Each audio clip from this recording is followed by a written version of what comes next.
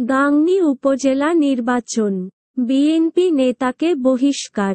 দলীয় সিদ্ধান্ত অমান্য করে দ্বিতীয় ধাপের উপজেলা পরিষদ নির্বাচনে প্রার্থী হওয়ায় মেহেরপুর জেলা বিএনপি সাংগঠনিক সম্পাদক জুলফিকার আলী ভুট্টোকে বহিষ্কার করেছে বিএনপি।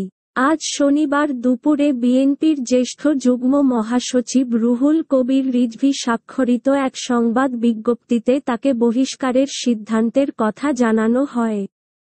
বিজ্ঞপ্তিতে বলা হয়, জুলফিকার আলী ভুট্টোকে প্রাথমিক সদস্যপদ সহ বিএনপির সব পর্যায়ের পদ থেকে বহিষ্কার করা হয়েছে। জানতে চাইলে জেলা বিএনপির সভাপতি মাসুদ অরুণ বলেন, বিএনপির সাংগঠনিক সিদ্ধান্ত অমান্য করে কোন নেতা কর্মী যদি এই অবৈধ সরকারের পাতানো কোন নির্বাচনে অংশ নেই তাকে বহিষ্কার করা হবে এমন সিদ্ধান্ত অনেক আগেই নেওয়া হয়েছে।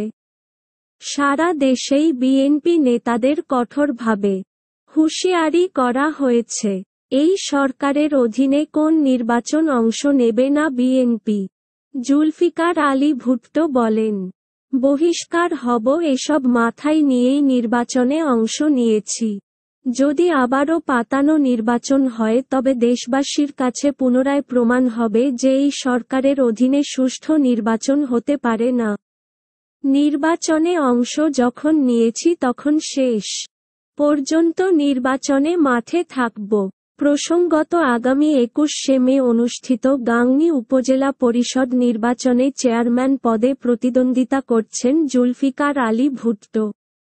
ভুট্টো ছাড়াও এই উপজেলায় আরও 8 জন চেয়ারম্যান প্রার্থী রয়েছে, যাদের মধ্যে 7 জনই আওয়ামী লীগ সমর্থিত।